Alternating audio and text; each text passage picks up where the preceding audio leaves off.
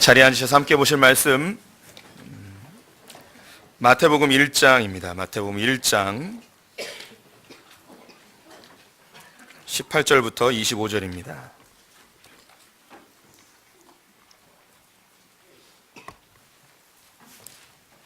마태복음 1장 18절에서 25절까지의 말씀 한 절씩 교독하시겠습니다. 예수 그리스도의 나심은 이러하니라. 그의 어머니 마리아가 요셉과 약혼하고 동거하기 전에 성령으로 잉태된 것이 나타났더니 그의 남편 요셉은 의로운 사람이라 그를 드러내지 아니하고 가만히 끊고자 하여 이 일을 생각할 때에 주의 사자가 현몽하여 이르되 다윗의 자손 요셉아 내 아내 마리아 데려오기를 무서워하지 말라. 그에게 잉태된 자는 성령으로 된 것이라. 아들을 낳으리니 이름을 예수라 하라. 이는 그가 자기 백성을 그들의 죄에서 구원할 자이심이라 함이라. 이 모든 일이 된 것은 주께서 선지자로 하신 말씀을 이루려 하심이니 이르시되 보라, 처녀가 잉태하여 아들을 낳을 것이요 그의 이름은 임마누엘이라 하리라 하였으니 이를 번역한즉 하나님이 우리와 함께 계시다 함이라. 요셉이 잠에서 깨어 일어나 주의 사자의 분부대로 행하여 그의 아내를 데려왔으나 아들을 낳기까지 동침하지 아니하더니 낳음의 이름을 예수라 하니라. 아멘.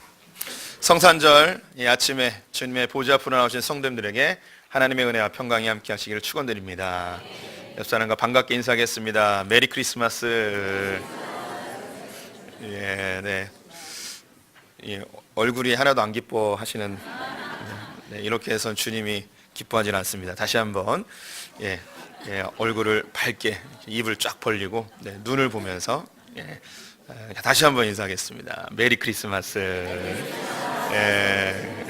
감사합니다. 올해 성탄절을 맞이해서 이름을 예수라 하라라는 제목 가지고 말씀을 나눠보도록 하겠습니다. 이 세상에 있는 모든 사물들은 다 이름을 갖고 있습니다. 이름이 없는 사물들이 새롭게 발견되거나 나타나고 또 창조되어지면 사람들은 거기에 이름을 붙이게 되어 있습니다. 그때 이름을 붙일 때 그 이름의 목적대로 대부분 이름이 붙여지게 되죠. 또 이 세상에 있는 동식물들도 이름을 다 갖고 있습니다. 그 이름들은 대부분 이제 특징을 많이 따오게 되어지죠. 제가 그래서 특이한 이름들 몇 가지 준비해 봤습니다. 첫 번째 그림은 쥐오줌풀입니다. 쥐오줌풀. 길가에서 종종 보실 수 있는 풀입니다. 산에 가면 흔하게 봅니다. 왜 쥐오줌풀이라고 이름이 붙여졌는가? 뿌리를 뽑아서 냄새를 맡으면 쥐오줌 냄새가 난다고 합니다. 그래서 쥐오줌풀입니다. 옆에 있는 건 개꽃입니다. 무슨 꽃처럼 보이시죠? 진달래처럼 보이는데 저건 철쭉입니다. 진달래는 먹을 수 있어서 참꽃이고 철쭉은 비슷하게 생겼지만 못 먹어서 개꽃이라고 불립니다. 밑에 있는 게 기니피그라고 하는데요. 아프리카 기니에서 유럽으로 넘어온 이 쥐입니다. 쥐. 근데 이 쥐가 피그가 돼지란 뜻인데요. 돼지처럼 많이 먹는데요.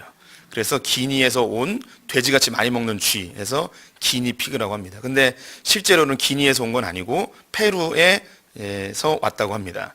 옆에는 개미 핥기인데요. 이름만 봐도 알겠죠. 그래서 개미를 핥아먹는 동물입니다. 그래서 그 모양대로 이름을 짓는 경우가 많이 있죠. 사람도 이름을 가지고 있습니다. 근데 이 사람은 다른 사람이 지어주죠. 특별히 부모님이 지어줍니다. 그래서 부모님이 자녀의 이름을 지을 때에 그 아이의 특징을 보고 짓지는 않죠.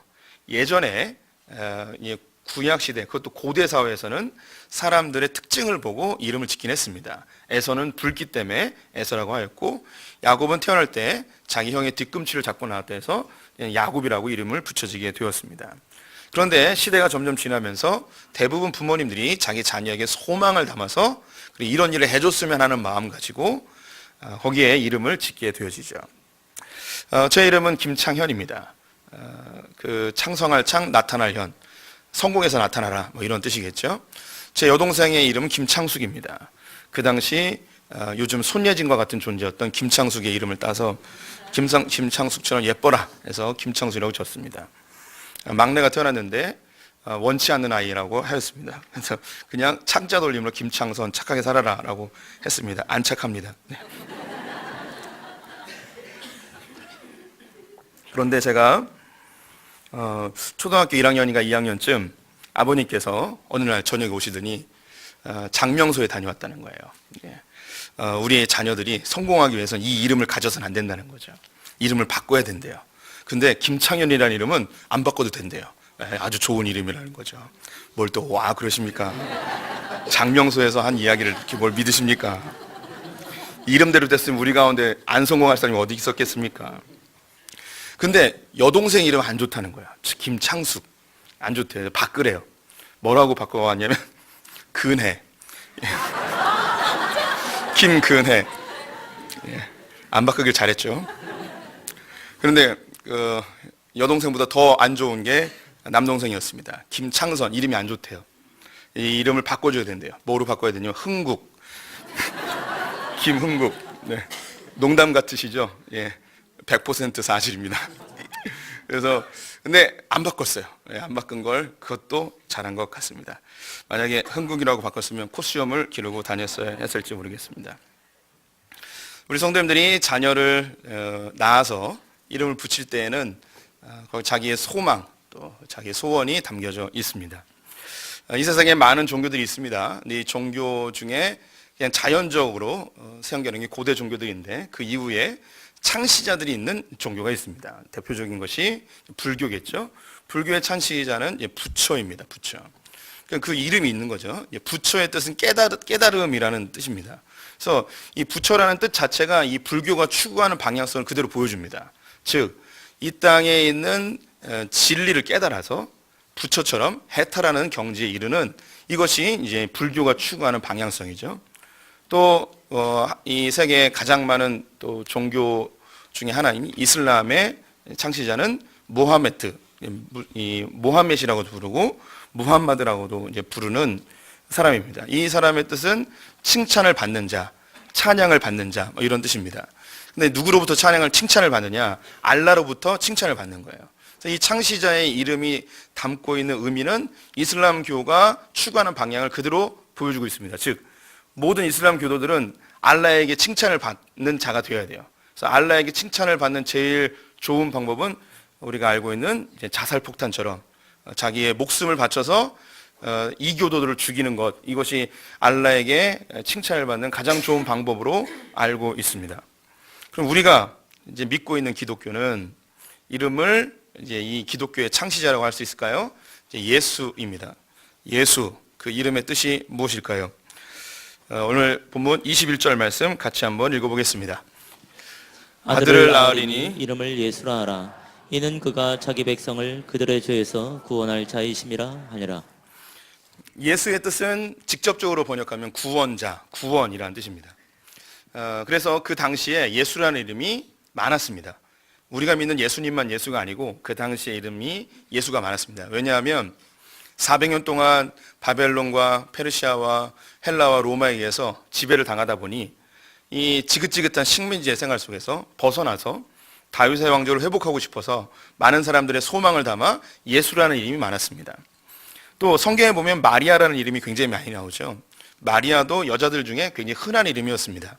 마리아는 구약의 미리암에서부터 나왔고요. 이 미리암은 마라라는 곳에서 나왔습니다. 마라는 쓰다라는 뜻이죠. 고통스럽다는 뜻입니다. 그래서 그 당시에 이 400년 동안 식민지 생활했던 이스라엘 백성들이 그 고통을 감내하며 살았던 그 시절들에 마리아라는 이름을 많이 지었던 것이죠. 그런데 이 예수라는 이름은 이스라엘 백성들이 생각할 때 로마로부터 구원할 자, 실제로 로마로부터 독립할 그런 구원자를 실제로 기다렸었죠. 근데 하나님께서 예수 그리스도에게 이름을 지어줄 때 자기 독생자에게 예수라는 이름을 지어줬습니다. 근데 그 뜻은 구원자는 맞는데 어디로부터 구원이냐? 죄로부터 구원입니다. 자기 백성을 죄에서 구원할 자. 그래서 이 기독교가 추구하는 방향성은 예수라는 이름 안에 다 함축되어 들어 있습니다. 즉, 기독교는 추구하는 방향이 뭐냐? 죄로부터 구원하는 거예요. 이게 제일 중요한 거죠. 그래서 예수님이 우리를 죄에서 구원하는 방편으로 십자가를 택하셨습니다. 그래서 이 십자가 안에 기독교의 모든 진리가 담겨져 있고 기독교가 추구하는 방향이 그 안에 다 있는 거죠. 그래서 기독교는 바로 죄와 싸우는 종교이고 또 죄로부터 이 세상 사람들을 건져내는 존재입니다. 이 이름은 하나님께서 직접 지어주셨습니다. 직접 지어주셨으니까 하나님이 그 안에 소망하고 기대하고 열망하는 것이 그 안에 담겨 있겠죠. 즉, 이 세상에 있는 모든 사람들을 죄로부터 너무너무 건지고 싶어 하시는 하나님의 열망이 이 예수라는 이름 안에 담겨져 있습니다. 구약 성경에 보면 죄를 해결하는 방법이 죽음입니다. 죽음. 죄의 삭은 사망이죠. 피가 아니고는 죄를 해결할 수 있는 방법이 없습니다. 이 세상에 있는 많은 종교들이 죄의 문제를 해결하기 위해서 선행을 이야기하기도 하고 또 종교적 수행과 또 자기 절제도 이야기하는 그런 종교들이 많이 있습니다.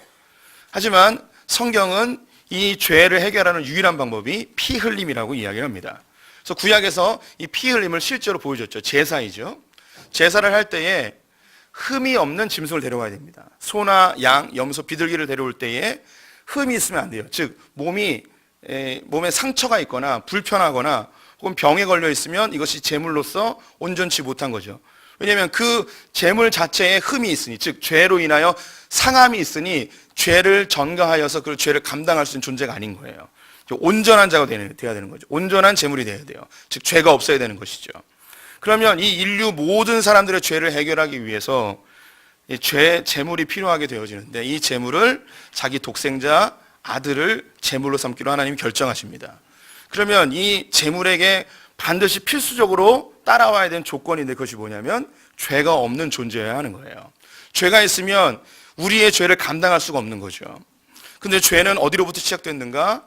바로 아담으로부터 시작되어져서 아담의 후손으로는 이 죄를 감당할 수가 없어요. 그래서 하나님이 자기 아들, 죄 없는 자기 아들 이 땅에 보내셔서 모든 인류의 죄를 그에게 감당시키고 그 죄를 짊어지고 십자가에 달려 돌아가심으로 우리의 죄의 문제가 해결됩니다. 그래서 여기서 반드시 필요한 게 뭐냐? 예수님은 죄 없이 태어나셔야 되는 거예요. 죄 없이 태어나기 위해서는 죄의 전달 체계였던 남자로부터 태어나면 안 되고 남자 없이 태어나셔야 되는 거예요. 우리가 예수님이 동정녀로부터 태어난다는 것은 의학적으로 과학적으로 이해될 수 없어요. 이해할 수도 없죠. 증명할 수도 없어요. 그런데 필연성이라는 게 있는 거예요. 이게 신앙과 신학으로 증명할 수밖에 없는 필연성. 우리의 죄를 감당하기 위해서 죄 없는 제물이 필요한데 사람으로는 그것이 할 수 없으니 하나님이 남자 없이 태어나는 특별한 존재. 그래서 동정녀가 필요했고, 그래서 남자 없이 잉태되어져 이 땅에 태어나는 예수 그리스도가 있어야 했습니다. 그렇다면 여기서 궁금증이 생기는 거죠. 왜 하나님께서는 자기 독생자를 보내면서까지 이 죄의 문제를 그토록 해결하고 싶으셨는가? 그리고 죄에서 이 백성들을 왜 구원하고 싶었는가? 그 이야기가 23절에 나와 있습니다. 23절 말씀 같이 읽어보겠습니다. 보라, 처녀가 잉태하여 아들을 낳을 것이요 그의 이름은 임마누엘이라 하리라 하셨으니 이를 번역한즉 하나님이 우리와 함께 계시다 함이라. 여기에 답이 나와 있습니다. 왜 우리로 하나님께서 죄에서 건지고 싶어 하셨는가? 그것은 하나님이 우리와 함께하고 싶으셨기 때문이랍니다. 죄는요, 이 죄라는 것과 죄들 혹은 허물이라고 표현되어지는 두 가지로 나눠집니다. 우리 성도님들이 일반적으로 생각하는 죄는 이제 죄의 결과들로 나타난 허물들이에요. 그래서 영어에서도 대문자를 쓰지 않고 신스라고 해서 그냥 우리가 일반적으로 짓는 죄들이라고 합니다. 이런 것은 이 사회법에 의해서 처벌을 받거나 도덕법이나 이런 것에 의해서 처벌을 받을 수 있습니다. 하지만 성경이 말하는 본질적인 죄는 에덴 동산의 선악과를 따먹었던 그 원죄를 이야기합니다. 이것은 그래서 대문자 S자를 써서 신이라고 이야기를 하지요. 이 죄는 하나님과 우리의 관계를 단절시켜 놓았습니다. 하나님 우리를 자녀 삼으셨고 하나님 우리와 교제하고 싶어하고 우리 함께하고 싶어 하는데 죄로 인하여 우리는 거룩하신 하나님 가까이 갈 수 없게 되었습니다. 하나님 빛과 같아서 빛이 나타나면 어둠이 사라지듯이 거룩하신 주님 앞에 가면 우리가 죽게 되어지는 것이죠. 근데 주님을 너무너무 사귀고 싶어하고 함께하고 싶어하고 보고 싶어하고 우리와 함께 있고 싶어 하시는 열망이 있습니다. 그래서 너무너무 가까이 하고 싶은데 이게 불가능하니 독생자를 보내서 죄를 감당하게 하고 그리고 하나님이 친히 우리 가운데 함께 하시기로 결정하신 것이죠. 그래서 예수 그리스도를 영접하는 그 순간 우리 하나님의 자녀가 되어지는 권세를 누리게 됩니다.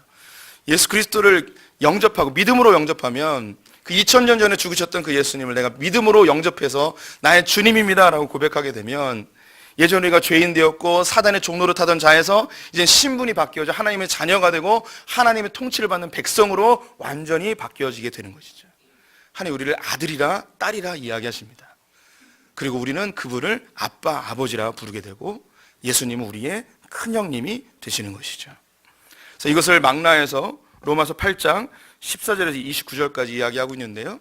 세 구절만 함께 읽어보도록 하겠습니다. 무릇 하나님의 영으로 인도함을 받는 사람은 곧 하나님의 아들이라. 너희는 다시 무수하는 종의 영을 받지 아니하고 양자의 영을 받았으므로 우리가 아빠 아버지라 부르짖느니라. 하나님 미리 아신 자들 또한 그 아들의 형상을 본받게 하기 위하여 미리 정하셨으니 이는 그 많은 형제 중에서 맏아들이 되게 하려 하심이니라. 예수님이 큰형님이 되시고 하나님 우리의 아버지가 되시고 우리 하나님의 자녀들이 되었습니다. 원래는 죽을 수밖에 없는 자들인데 우리를 양자 삼으셔서 하나님께서 우리를 품어주셨어요. 아들로 칭해 주신 거예요. 원래 사단의 자식들이었는데 이제 하나님의 아들로 맞아 주셨습니다. 그러면 여기서 이제 한 가지 더 질문이 나옵니다. 우리를 이 죄에서 불러내셔서 아들 삼으셔서 그럼 도대체 뭐 하고 싶으신 것인가? 이미 답을 언급하여 있는데요. 하나님 우리를 부르신 목적이 여러 가지가 많이 있습니다. 그 중에 가장 중요한 것 고린도전서 1장 9절 말씀 같이 읽어보도록 하겠습니다. 너희를 불러 그의 아들 예수 그리스도 우리 주와 더불어 교제하게 하시는 하나님은 미쁘시도다. 우리를 불러내셨어요, 세상에서. 그래서 뭐 하게 하기 위해서? 교제하기 위해서. 예수 그리스도와 하나님과 함께 교제하기 위해서, 사귀게 하기 위해서. 하나님 우리 부르신 목적은 일 부려먹으려고 부르신 게 아니라는 거죠. 주님과 사귀도록. 그럼 주님과 어떻게 사귀게 되냐?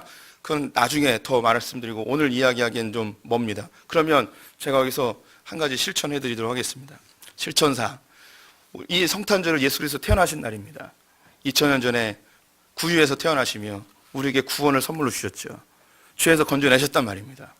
그 목적 자체가 하나님 우리 함께하고 하나님과 함께 사귀도록 하신 거예요. 그럼 오늘 이 크리스마스 날 우리가 뭐 해야겠습니까? 교제를 해야겠죠. 교제. 누구와 교제해야 되느냐? 가족들과 주 안에서. 저희 어제 저녁에 아내와 데이트를 했습니다. 시내에 나가니까 사람들 어마어마하게 많더라고요. 그 사람들은 다 주 안에서 사귀는 게 아니고 그냥 자기들끼리 사귀는 겁니다. 이 크리스마스는 너무너무 좋은 날입니다. 주님이 우리를 예수 그리스도 안에서 사귀도록 부른 날이니 이때 우리의 목적대로 살아야 될 거 아닙니까? 열심히 교제하고 열심히 즐겨야 되죠. 그래서 오늘 같은 날은 가족들끼리 이 성탄절 점심은 함께 먹고 저녁도 함께 먹고 함께 노는 거예요. 고스톱을 치든 뭘 하든 그냥 한번 노세요. 우리 교회는 전통이 있습니다. 이 성탄절 점심은 모든 교육자들의 가족들이 다 같이 모여서 식사를 합니다. 교회가 부흥하니까 이번에 해보니까 한 30여 명 되더라고요. 애들까지. 밥값은 누가 내냐? 담임 목사가 됩니다. 옛날에는 비싼 데 갔는데 요즘은 싼 데 갑니다. 근데 전혀 이게 부담이 되지 않습니다. 왜냐하면 함께 우리 교육자들 1년 동안 수고한 것, 연말에 이 크리스마스 때 온 가족이 함께 식사하는 이 교제의 자리, 주님이 주신 이 좋은 기회, 이 세상 사람들은 누리지 못하는 주 안에서 참된 교제들을 나누는 이 시간. 또 저는 이 성탄절이면 저녁이면 가족들과 따로 다 모여서 또 저녁 식사를 또 할 겁니다. 그래서 주님 오신 날 이렇게 아름다운 교제들을 나누는 게 얼마나 행복하고 멋진 우리의 문화이고 또 우리가 누리는 특권이겠습니까? 우리 성도님들, 제가 설교를 준비하면서 이거 정말 꼭꼭 해야겠구나라는 생각이 든 게 뭐냐면 지금은 자유롭게 성탄절을 즐길 수 있지만 20년 후 혹은 30년 후 이때 되면 성탄절이 없어질 수도 있어요. 무슨 의미인지 아시겠습니까? 국가 정책에 의해서 혹은 어떤 특별한 정말 그 미친 사람에 의해서 성탄절이 사라지고 기독교는 심각한 핍박을 당하는 때가 올 수도 있어요. 이때가 영원할 거라고 생각하시면 안 됩니다. 전 세계에 성탄절이 없는 나라는 지금도 수없이 많이 있습니다. 주님이 오셔서 우리에게 주신 이 성탄의 기쁨, 교제의 기회, 하나님 안에서 이 사귐의 기회를 절대 놓치지 마십시오. 우리를 불러내신 중요한 목적이 뭐냐면 교제하기 위함입니다. 첫째는 하나님과 교제하고 둘째는 우리 이웃들과 교제하는 것이죠. 이번에 저희는 특별히 성탄원금을 포항 지진 피해로 흘려보내기로 결정을 했습니다. 이제 앞으로 소풍교회가 존재하는 한 끊임없이 이 성탄원금을 어디론가 흘려보낼 겁니다. 이 물질을 흘려보내면 또 좋은 사귐입니다. 교제이죠. 주님의 사랑의 실천이고 이웃을 사랑하는 것이죠. 이런 그 특별한 기회에 누군가를 섬기고 또 누군가와 함께 기쁨을 나누는 것, 주님이 너무너무 기뻐하실 일이 아닐까 싶습니다. 성도님들, 올해는 뭐 시간이 지나서 안 될 수 있겠지만 내년에라도 아니면 내일이라도 우리 가족들과 함께 즐거운 성탄의 기쁨을 나누고 선물도 좀 해보고 또 이렇게 또 이 카드도 한번 써보고 이런 우리 성도님들 되셨으면 좋겠습니다. 성탄의 기쁨을 마음껏 누리시는, 우리를 구원하신 목적대로 살아가는 성도님들 되시기를 주님의 이름으로 축원드립니다. 기도하겠습니다.